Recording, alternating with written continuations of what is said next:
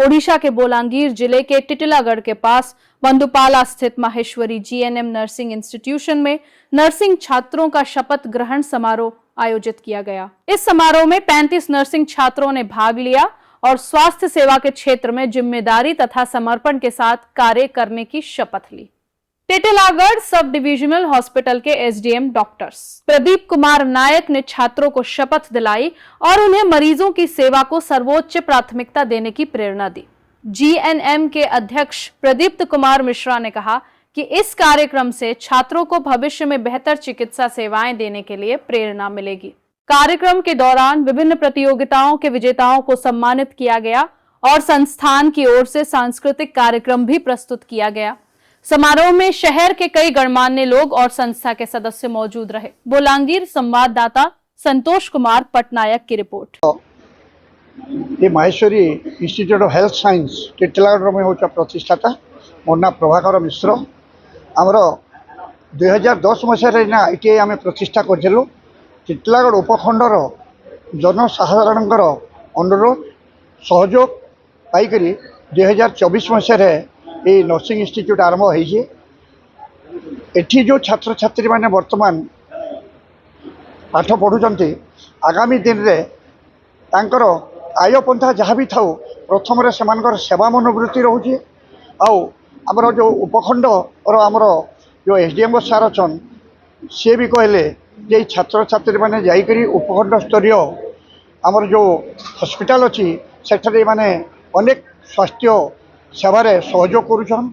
आगामी दिन रे ये माने केवल जो उपखंड रे नहीं टिटिलागढ़ समस्त अंचल केमती आम स्वास्थ्य सेवा जोगेदेमु से उपरे आम सब आम गोटे निर्भर प्रतिश्रुति आम टिटिलागढ़ वासी को आम प्रदान करुँ एवं यही छात्र छात्री मैंने आगामी दिन रे तांकर सेवा स्वास्थ्य क्षेत्र में समस्त को जोगेदेवे आम आशा और विश्वास रखु। धन्यवाद।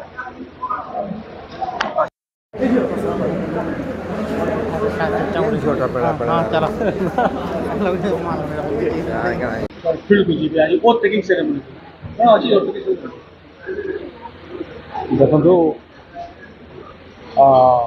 मानव सेवा ही माधव सेवा जहाँकि आज ये Titilagarh Maheshwari institute of health science रे पिलामानकर जो उत्साह थिला से मु अत्यंत खुशी आउ से माने हेल्थ सर्विस एवं फ्रेंडशिप आखि आगे रखिकी से माने निश्चित भाव में शिक्षा अनुष्ठान अग्रणी भूमिका ग्रहण करिवो ओडिशा रे। मु भाबुची से माने जदि से धैर्य से सेवा एवं से सहानुभूति मानव मान प्रति रहे ताहले आम स्वास्थ्य सेवा निहाती भाव में आगू एवं से माने उत्कर्षित संबर्धना भी पाइबे एवं स्वास्थ्य सेवा आगू नेबा हेले सेवा से नियोजित करने को पड़ो आउ से अधिक परिश्रम करने को पड़ो कौशल शिखा पड़ो जो कौशल कि स्वास्थ्य सेवा अत्यंत जरूरी।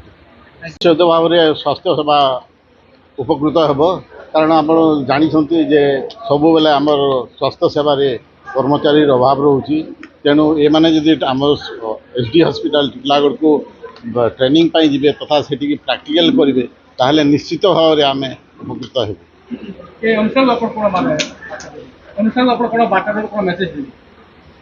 डेफिनेटली नर्सिंग एजुकेशन गोटे नोबेल प्रोफेशन आउ एथिपाई यही अनुष्ठान जो फाउंडर तांको निश्चित भाव में धन्यवाद दिया जे एठे एरिया रे नर्स संख्या बढ़िबो एवं बेटर